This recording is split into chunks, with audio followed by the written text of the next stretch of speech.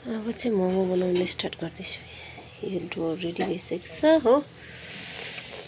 त्यहाँदेखिको यहाँ रहेको छ कोपी गाजर प्याज। यहाँ रहेको छ पकाउने मक्टु। अब चाहिँ बनाउने हो। यहाँ चाहिँ बनिसकेको छ,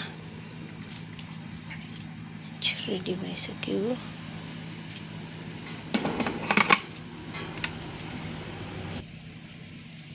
अलिकति रहेको छ अझै।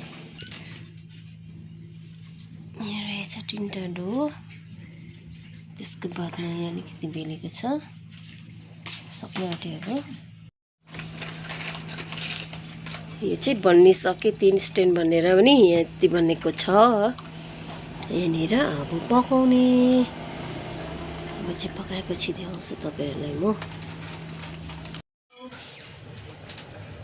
यहाँ चाहिँ पाक्यो मोमो। अब बाफै बाफ हुन्छ हो फेरि मेरो यसमा चाहिँ।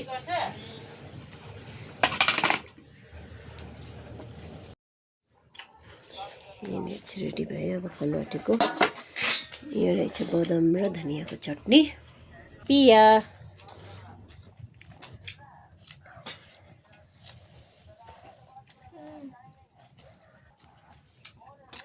कस्तो छ भाइ?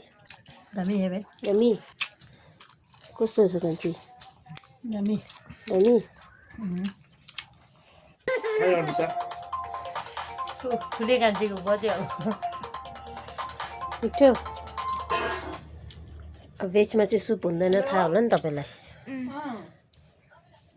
कान्छा आधी पेट नखानुहोस् ल भाइ। खानुपर्छ कान्छा खाने चिज। Well I think 5, 10, 15. भोलि बहिनी हामी सोधिदिन्छु ल। कतिदिनको बादमा खाएको भेज मोमो हामीले। आउँछ आउँछ स्प्राइट। ल ल म भोलि सोधेर ल। ल अब खानु आँटेको। तपाईँ अन्जना दी फर्सिमिस दिदी होला। आमालाई माम दिनुहुन्छ कि उयो चम्पाहरू? ए हो अडिलो हुन्छ त्यो मकैको भन्दा उहाँको राम्रो हो।